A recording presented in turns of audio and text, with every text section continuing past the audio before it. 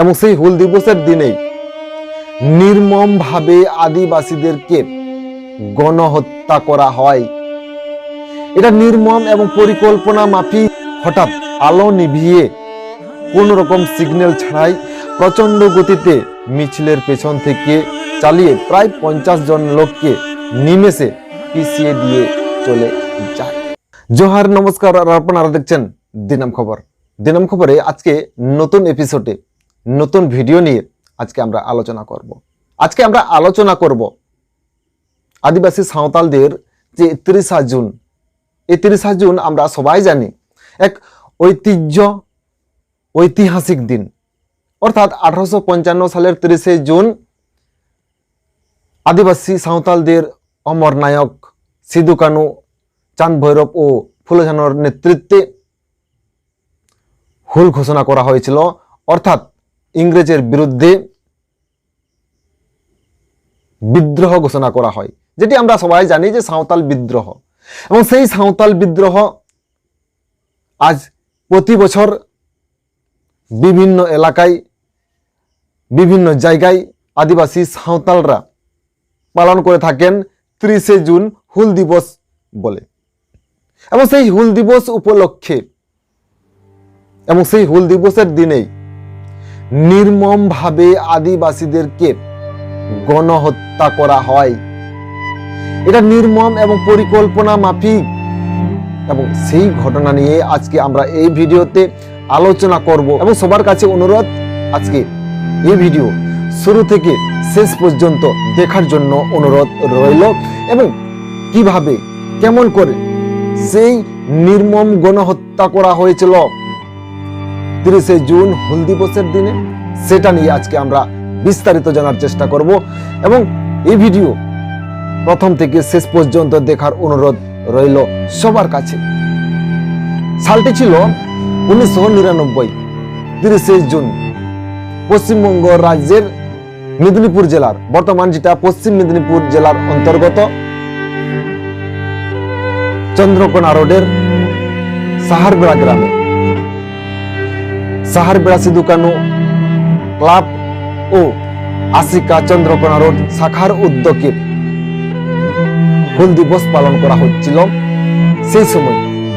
এবং সেই সময় সমস্ত কিছু অনুষ্ঠান দিনের বেলা ঠিকঠাক সম্পূর্ণ হওয়ার পর, এবং সেই সময় যখন এই বিশেষ এবং প্রধান অতিথিদের বরণের কাজ শুরু হবে, এবং সেই সময়ে পরিকল্পনা মাফিক গণহত্যা করা হয়। সেই সময় কি ঘটনাটি ঘটেছিল এবং সে নিয়ে আজকে আমরা বিস্তারিত জানার চেষ্টা করব।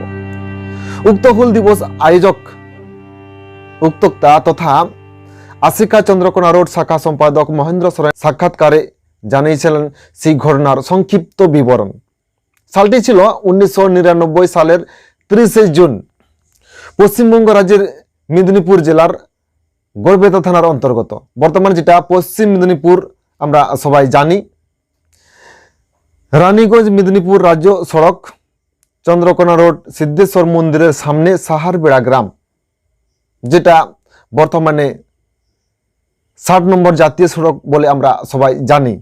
সেই 60 নম্বর জাতীয় সড়কের উপর প্রায় রাত্রি 8:30 নাগাদ 30 জুন সাহারবেড়া সিধু কানু গাঁওতা ও আশিকা চন্দ্রকোনা রোড শাখার উদ্যোগে ভারতবর্ষের প্রথম স্বাধীনতা সংগ্রাম তথা সাঁওতাল বিদ্রোহের অমর বীর সিধু কানুর হুল স্মরণে 60 নম্বর জাতীয় সড়কের পশ্চিম প্রান্তে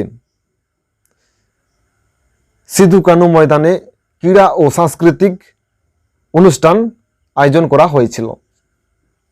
উক্ত অনুষ্ঠানে প্রধান অতিথি হিসেবে বরণ করার সময় নিকটস্থল আশিকা অফিস থেকে পুরুষ, মহিলা, ছোট বড়, ছেলে মেয়ে ও সভার পরিচালকরা সাঁওতালি সামাজিক প্রথা অনুযায়ী জাতীয় বাদ্যযন্ত্র বাজাতে বাজাতে সাগুন ঠিলি মাথায় নিয়ে লাইন করে সেই 60 নম্বর জাতীয় সড়ক ধরে তারা সভাস্থলের দিকে যাচ্ছিল। দুটি লরি ধীর গতিতে সেই মিছিলের পিছনে পিছনে আসছিল। একটি মাল বোঝাই লরি মিছিলের পিছনে এসে দাঁড়ায়। সে সময় আচমকা লোডশেডিং হয়। অনেকে আবার এটা পরিকল্পনা মাফিক বলে এই লোডশেডিংটাও অনেকে দাবি করছেন। এবং সেই সময় আচমকা লোডশেডিং হয় ঘাতক লরিটি উক্ত লরি দুটিকে আস্তে আস্তে অতিক্রম করে ঘাতক লরি যার নাম্বারটা ছিল WGB6543, সেই ঘাতক লরিটি উক্ত দুটি লরিকে আস্তে আস্তে অতিক্রম করে হঠাৎ আলো নিভিয়ে কোন রকম সিগন্যাল ছাড়াই প্রচন্ড গতিতে মিছিলের পেছন থেকে চালিয়ে প্রায় 50 জন লোককে নিমেষে পিছিয়ে দিয়ে চলে যায়। কিছু দূর গিয়ে লরিটি রাস্তার বাম দিকে দাঁড় করিয়ে চালক সেখান থেকে সরে যায়। ঘটনাস্থলে শিশু ও মহিলা সহ মোট 12 জন লোক সেখানেই স্পট ডেড হন এবং পরে আবার 11 জন হাসপাতালে মারা যান এবং 25 জন গুরুতর জখম হন।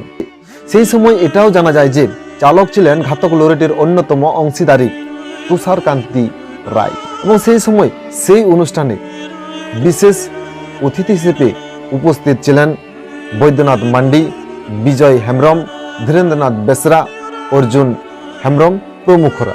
কিন্তু সেই সময় সেই নির্মম গণহত্যায় যে সমস্ত পরিবাররা তাদের আপনজনকে হারিয়েছিলেন তারা এখনো পর্যন্ত সেই সমস্ত পরিবাররা সঠিক বিচার পায়নি বা সুবিচার পায়নি এবং এমনকি কোনো সরকারি সহযোগিতা পর্যন্ত তারা এখনো পায়নি। এবং যে সমস্ত পরিবাররা তাদের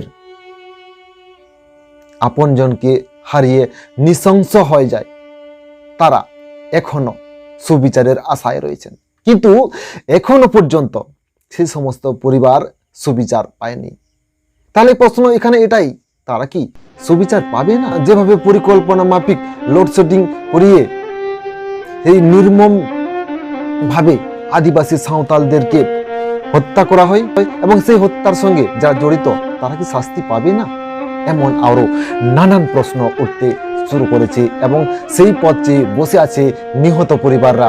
তাদের সেই আপনজনকে হারানোর বেদনায় তারা আজ কাতর হয়েছে এবং সুবিচারের আশায় এখন তারা পথ চেয়ে বসে আছে। এবং সেই সময় সেই ঘটনায় সেদিন যারা নিহত হয়েছিলেন তারা হলেন শিবু মান্ডি নিপুরা, বাবুরাম টুডু বাসিরাইসল, নবীন হাসদা বাসিরাইসল, বিশ্বনাথ মুর্মু কেটারা, জবা টুডু সাহারবেড়া, কালমণি টুডু সাহারবেড়া, পূর্ণিমা হেমব্রম সাহারবেড়া, অঞ্জলি মুর্মু বড়ডাপচা, সোনালী হাসদা বেনাসুলি, বুধনি টুডু বড়ডাপচা, রানী মান্ডি সাহারবেড়া, পটকি মান্ডি ভাগাবান, মাকু সরেন বুড়ামারা, মৌসুমী মান্ডি ভাগাবান, ফুলমণি হাসদা সাহারবেড়া, সকারি টুডু সাহারবেড়া, বৈদ্যনাথ টুডু বড় বাগপিছলা, দেবু মান্ডি সাহারবেড়া, পেন্ডল মান্ডি সাহারবেড়া, টুম্পা হেমব্রম সাহারবেড়া, মেনকা সরেন সিংপুর, চিতা সরেন বুড়ামারা, লক্ষ্মীনারায়ণ মুর্মু কিয়বনি। এবং যারা আহত হয়েছিলেন তারা হলেন বাসি সরেন সিংপুর, জ্যোৎস্না টুডু সাহারবেড়া, বাসন্তী হাসদা সাহারবেড়া, সোনিয়া টুডু সাহারবেড়া, লক্ষ্মীমণি টুডু তুফার ডাঙ্গা, দক্ষী টুডু সাতবাঁকুড়া, সুনীল টুডু বড় বাগপিছলা, দিলীপ মান্ডি বড় বাগপিছলা, কচুন মান্ডি মহাসল, জয়রাম হেমব্রম বড় বাগপিছলা, শঙ্কর সরেন মহাসল, লক্ষ্মীকান্ত সরেন বড় বাগপিছ, বৈদ্যনাথ মুর্মু ওরাঙ্গা, বিরাম মুর্মু ওরাঙ্গা, শ্যামল কিস্কু বনকুমারী, বাবলু সরেন বড় বাগপিছলা, লক্ষণ হাসদা বুড়ামারা, প্রেমলতা সিং সাহারবেড়া, সুকুল টুডু ওরাঙ্গা, ময়না ঘোষ সাহারবেড়া, মহেন্দ্রনাথ সরেন বুড়ামারা। এরা আহত হয়েছিলেন। কিন্তু এখানে আশ্চর্য এক ঘটনা, আজ পরিকল্পনা মাফিক আদিবাসী সাঁওতালদের উপর এই ঘটনাটি অর্থাৎ এই জঘন্যতম গণহত্যা ঘটনাটি ঘটেছে। সেই গণহত্যা ঘটনা নিয়ে এখনো তারা কেন সুবিচার পায়নি? তাহলে কি আদিবাসী সাঁওতাল বলে তারা এখনো সুবিচার পায়নি? এবং আরো নানান প্রশ্ন উঠতে শুরু করেছে এবং এ নিয়ে সেই সময় বাম আমলের সরকার কেন আদিবাসীদের এই নির্মম গণহত্যা নিয়ে তাদেরকে সুবিচার দিতে পারেনি? এরকম আরো নানান প্রশ্ন উঠতে শুরু করেছে। এই ঐতিহাসিক দিনে অর্থাৎ 30শে জুন আদিবাসী সাঁওতালদের মধ্যে এক ঐতিহাসিক, ঐতিহ্যপূর্ণ, স্মরণীয় একদিন। এবং সেই স্মরণীয় দিনে অর্থাৎ 30শে জুন 1999 সালে চন্দ্রকোনা রোড সাহারবেড়াতে যে ঘটনাটি ঘটেছে, অনেকের জানা ছিল, আবার অনেকেই জানে। এবং যারা আজ জানে না এই ঘটনা, তাদের জন্য এই ভিডিও। এবং আজকের এই ভিডিওটি এখানে শেষ করা হলো। এবং 1999 সালের 30শে জুন যে ঘটনাটা আপনারা যারা জানেননি, আজকে এই তথ্যগুলো যেটা আমাদের এই ভিডিওর মাধ্যমে আমরা উপস্থাপন করলাম, সেটা নিয়ে আপনার মূল্যবান বক্তব্য এই ভিডিওর কমেন্ট বক্সে কমেন্ট করে জানাবেন। ততক্ষণের জন্য সবাই ভালো থাকবেন, সুস্থ থাকবেন। জোহার, নমস্কার।